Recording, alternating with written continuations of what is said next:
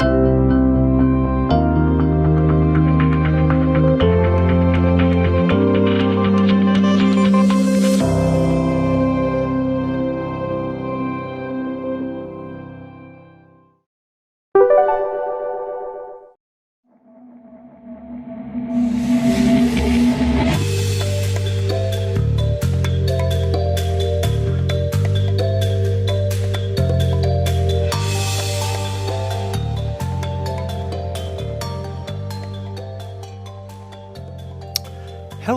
everybody, what's up, how you doing?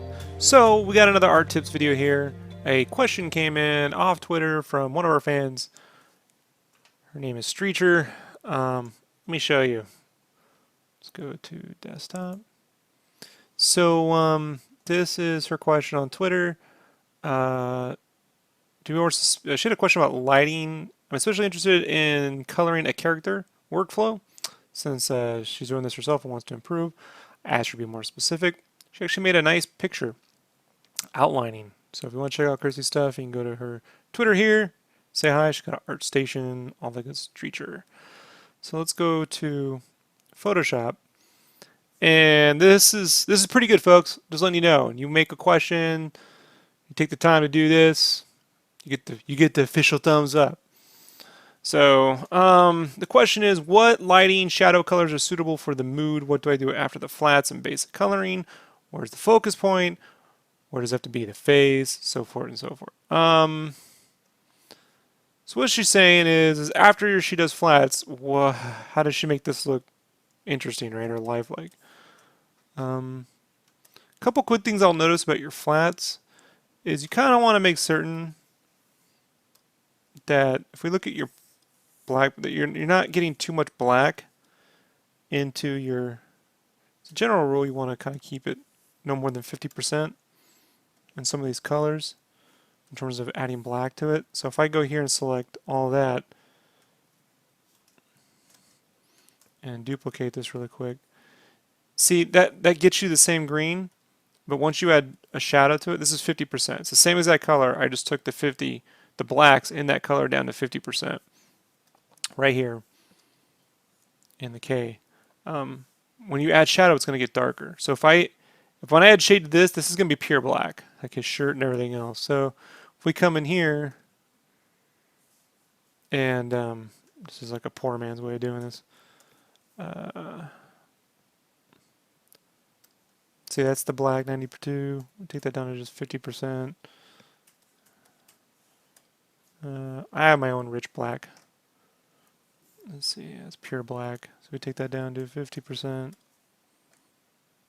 Probably a little too much. With some blacks, you can take that maybe closer to 70. So it's not a perfect thing. Just you want to make certain that, especially when you got colors and things that are going to be vibrant. See, like that's pretty dark. You probably can go to 60. Then once you add shadow to it, it's going to go even darker, right? So something to keep in mind. Now, I'm just going to quickly lasso tool this character. Just very quickly. This is her art, not mine. And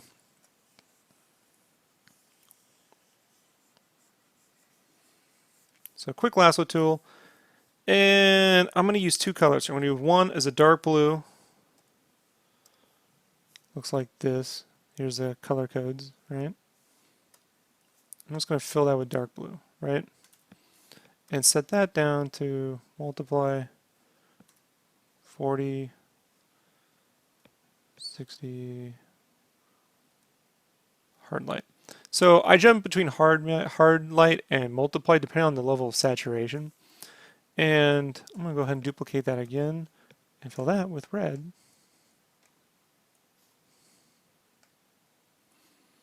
And we'll turn that down to 40. We'll set that up at 60, see how that looks. Now the reason why I say this is I like to use a blue or a purple. Sometimes I use a dark purple. Color 269, depending on the level of shade. For clothes, and then for skin, I'll actually use a red. So if I make a mask here, just to give you an example of this, right? and I just block in some shade, that's what it's like when it's a purple on a hard light. That's a purple on a multiply. So it depends on how much saturation you want. If you want something more cartoony. But if I go on the skin, okay, there you go. That works sometimes, but sometimes it doesn't. It's a little purpley. So let's set that maybe down to overlay. Depends on how you want the skin tones. Sometimes you can set to the depends. These aren't my swatches she uses. She uses her own swatches. So you can see here for the skin, it depends on what you like to do. For the purposes of this conversation, I'm just going to focus on one color to kind of speed this along. But you're wondering, how do you set the tone? Well, first off, I would never design something on paper and pencil, ink it, and then figure out the colors. Okay? Here's why. At no point here do I know that any of this stuff, see all this stuff, these little dots, all these little nicks, all these little bits, none of it's going to be seen. None of it is going to be seen here. I like to figure out where I'm going with color at this stage. This is why I do a color roughy. So let's say this right here, I'm going to just duplicate this. Image adjustment, desaturate, image adjustment, levels, and try to levels this out a little bit. Make it closer to a sketch on a page. So you could scan this sketch in if you were doing this. I'm going to go ahead and just pick from her swatches.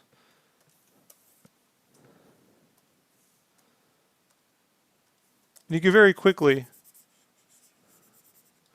block stuff in with the pencil. You can use the Lasso tool. It doesn't really matter.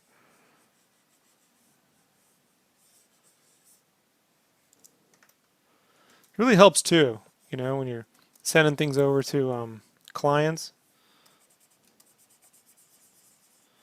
because they really can start to see where you're going with something pretty quickly. Like, I don't know why there's shade in her flats over there. I'll assume that's the color. There shouldn't be any hair shading going on right there. And then we'll just pick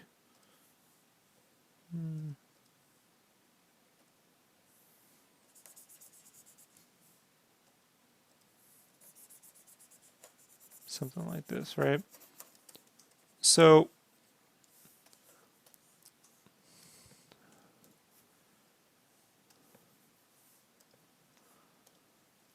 all I'm doing is re-grabbing that,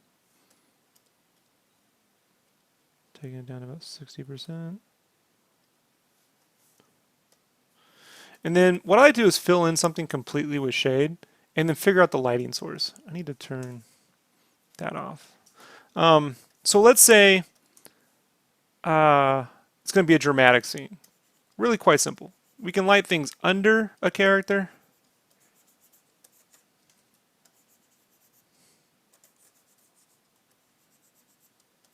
Under a surface.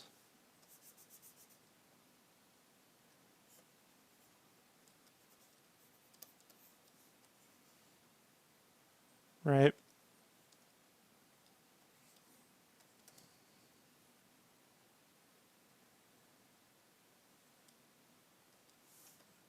So there's one. We can set a snapshot of that and save that state. We can say this way down. And this is where you should be able to start to think of your surfaces, your drawing as surfaces, not lines that you're coloring things, that you're thinking of this as an actual surface. It should be backlit more like this. And that side would be lit up more like that. It's coming this way.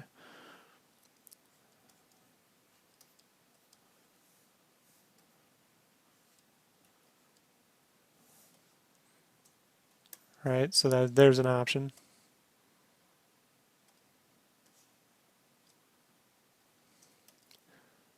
Go ahead and duplicate duplicate that. And then there's the time of day. So when the time of day is like, let's say the middle of the afternoon, then I'll paint the shadows in versus starting with full shadow. Basically, I like to do the least amount of coloring I have to, or lighting. So if it's full day, you're gonna have the least amount of shadows. Like it's full, I call it full day, but it's like 12 o'clock, you know, from like 11:30 to 3:30. That time of day you really never want to. And this is where you're just you never want to like take a picture because it looks super bright. So we know that it's coming straight down, the light somewhere right above, and so and you're probably getting bounce lights too. So we aren't even getting into bounce lights, but this is where we're finding the crevices, the pockets, and we're using the shadow to create little separating edges. So if we just jump between under the light, backlight, and middle of the day, that's just basic lighting. That's what we call global lighting, not local light. Like global lighting, this is the global lighting. So on top of that, once you settle on one you like,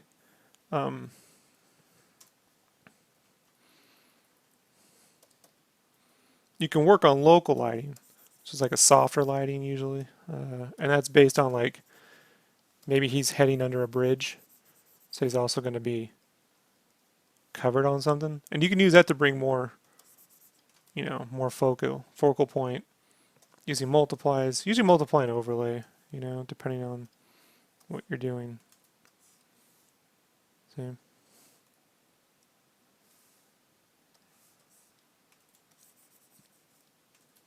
We can put some color into there. Matter of fact, we can turn that to overlay. Depends on what kind of art style you're going for, or tone. But you need to figure out this lighting point at this stage, not at this stage. At this stage, here, you're executing the guide. You're executing this rough little thing. And you know what you're also doing? You're checking this to that. Did I give them this? If they signed off on this and they got that, to me, that's two different drawings. And I don't mean like the natural progression forward. I mean things like this, right? Look at the eyes here are perfectly circle, right? In distance, but look over here, they're more wider apart and horizontal. The hair's sticking out this way, but the hair kind of comes down. There's a scope here, not a scope there. So really figuring this part out here in the development, and then this is just the execution of drawing better lines. And this color thing is executing the guide that you made here. Now you're probably wondering, but Rob, my question was, what was your flow? How do you set up the layers?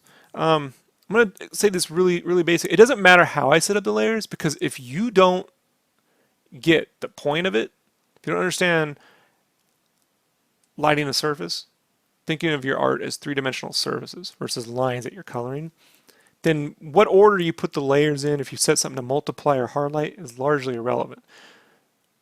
Multiply, overlay, screen, and hard light, those are the three main things you can basically worry about. Multiply for basic darks, hard light for more saturated darks, a screen for lights that are more of a white light, and overlay for more of a saturated light. So it's and you're gonna figure out which ones you prefer to use and how they get you there. But more to the point, figuring out, like, knowing how these are, this right here, when you're coloring and laying in the shadow, you know, it is a surface. It is a three-dimensional surface that goes like this, right? And then you can go, okay, what time of day is it? What's the mood? Because if the mood is a war flashback, like this character is remembering the horrors of war, right? I'm in Control D.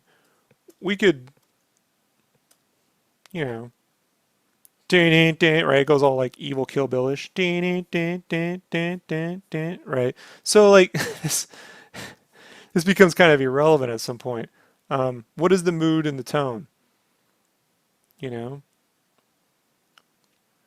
Now this is supposed to be an avatar for an upcoming Ghost Recon play, so there is no tone. It's just some fun little sprite thing, which means it's going to have a generic 3 o'clock or noon high, right, kind of lighting scheme. Means that if this is going to be seen by a bunch of people on the internet at a distance, about here, you know, then you're going to probably want to make certain that you're adding the least amount of shade as possible. You're looking at, like, look at this hat. This hat, where's the sun coming from? So the sun is coming from here. In your head, think the sun's coming up here. Based on that, what would be in shade? Well, that means that's going to create a drop shadow, and under here are going to be little drop shadows, and under the neck, and right under here is going to be probably over here. Under this would be, you know, under this big head here would be, you know, maybe under the mic, maybe a little under the, could be under the nose, because if the nose sticks out above the brim, you're going to see the top of it, right? And I'm doing this at a distance. So under here, maybe under the pads, under there, maybe drop under that. Maybe if I wanted to separate that a little bit. You can also duplicate that. If the basic color of the sky is going to be yellow, set a screen, turn that down to about 56%, and you can add some hotspots, right?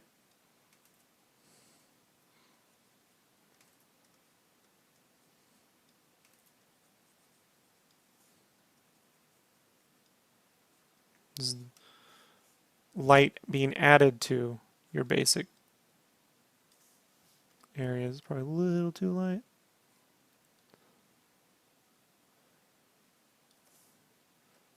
Because light creates shadow and also greatly illuminates. Like, watch what happens when, you know, like if I stick my hand, see it gets a little brighter there as I get towards the lamp. So my hand's a color, right? Flats.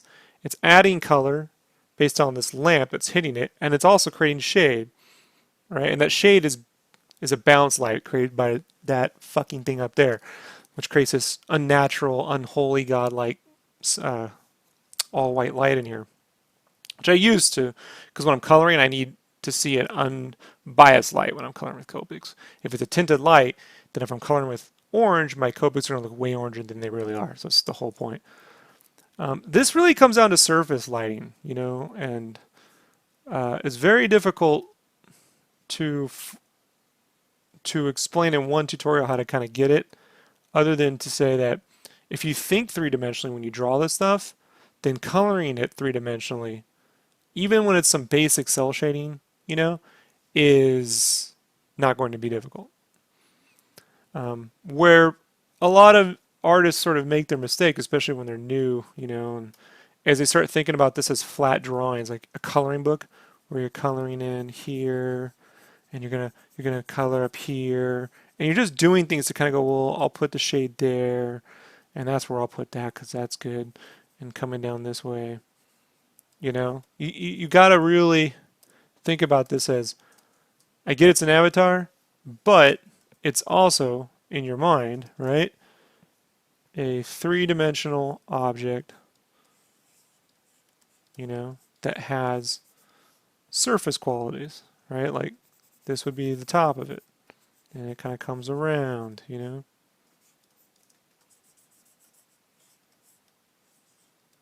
And you need to render those surfaces based on the time of day or the mood and where the light sources are. Like imagine here, case in point, let's say there's a ground plane. And the ground just happens to be water, right? This is pretty basic. So just throw some water right back there, right? Maybe that water has a bounce light, so I can take the lasso tool, kind of lasso around the areas that I think it would bounce up off of, like, you know, kind of mirror's edge. And then I can come over here and just airbrush in. I can just manually airbrush in opaque color and have that bounced off. See? So it depends on how many lighting sources you have. Now, usually on avatars, there's one light source because it needs to be read at a distance. It's basically the idea. And the more light sources you have, the harder it is to read it when you zoom out, right? Never underestimate taking a lasso and just airbrushing versus trying to get layers in Photoshop to do magical lighting tricks for you, right? Or whatever program you use. Like, I could quickly see, and this is just opaque color that I'm just lightly airbrushing in. Let's recap really quick, right? There's the 20-minute mark, and I got to end this. 1, color roughies. Develop your colors before you draw it in the planning stages. Take a rough sketch, put it into your program, iPad Pro, whatever it is, doesn't matter, and develop your color early before you do the final drawing. 2, make certain that you understand your value, your lighting, your black and white lighting scheme, where things are coming, where the lights are. Is there a global light? Is it a local light? Is it both? Right? Global light, local light, is there a balanced light? Treat your objects three-dimensionally and then work each light source. The shadows fall off because it's under a surface. There's shadows under my chin. There's shadows under here because these things exist. Right? And then 3, make certain that whatever this final thing is, that it's an iteration of the thing you submitted. I gotta tell you folks out there, I cannot stress that when you're trying to get paid for work, that they go back to the original concept and go, wow, you know, I like that better than this. You never want them to say that. You want them to see, the clients, to see a natural progression forward, and that's rough, and that's pretty cool, but that final one. That is the single biggest thing I have seen artists continually make in terms of mistakes. So I put more time into this development part than I do in this final. This final part is whatever it needs to be. But I'm not figuring out the color in the 3rd stage. I'm not figuring that color out in this 3rd stage. I'm figuring it out here. So, and then how those layers work, what the workflow, that changes depending on what I do. You know, that there is no one set way to set up your file. Understand what your layer properties work. Understand multiply makes things darker. Screen and lighten and light dodge make things brighter. Overlay, hard light, vivid light, saturate. They add saturation. You know. So, and it's a combination of those things based on your preference and the needs for the project that depend on how much you use this way or that. There is no one way. So, I look forward to seeing your progress. I think if you look at this little sketch and you see how you could render lighting and just quickly build shapes up, you can take these things and get a lot more out of them than you might plan. These things that have super tons of little details and you're kind of drawing every little item on there is great for showmanship, but you're going to also find that your initial sketch, there's a lot of value to be had in there too. I think it's learning how to harness the power of those early drawings. And this is what you're seeing me do. Like, I don't, when I'm starting a Final Fantasy VII or right now like with the Final Fantasy IX, I'm trying to make certain that out of that roughie, I'm pulling the image forward. Like, I'm pulling it from that, I'm plussing it, but I'm not changing my initial design. Like, so you got all these notes and chibi and na. But like I told you, if I saw these two are 2 different artists to me. You know, they're both very nice, but I think there's a lot of value to be had even in your initial stuff, and that's just natural. That's natural progression as an artist. I'm finding even now as I enter my late 30s and I start to enter my 40s, a lot of the things I'm doing now I actually did 20 years ago. I just abandoned them because I thought I needed to be something else or it needed to look a certain way to fit something. What I needed to do was just learn how to draw properly and color and paint properly and 3-dimensionally as much as possible so I could take those ideas and then make them more complete. So I hope that helped in any way. Leave me a comment, check out Streeter stuff. Really awesome fan, totally supportive, always talks back in the comments. Plus, folks, if you want to get more updates on when I'm streaming, there's a subscribe button, but right next to it's a little bell. If you click that bell, you will always be updated. So YouTube just went and did something where they were like, everyone gets occasionally updated. You click on the little bell, you get updated all the time. Give me a few, folks. I'm going to take a little bit of a break, come back in about a half hour or so. Actually, well, I don't know. Maybe sometime tonight I'm going to work on Final Fantasy 9. I got to get some cover roughies done, and that might take me 2 hours. But sometime in the next couple hours I'll be streaming. If you click the little bell, you'll know. You'll know when I do it. Leave your comments or questions below. I'll talk to y'all later. Peace. Dum, dum, dum, dum, dum. Art. Tips. Thanks, Hector, Miguel, and Crusher. Peace, everybody.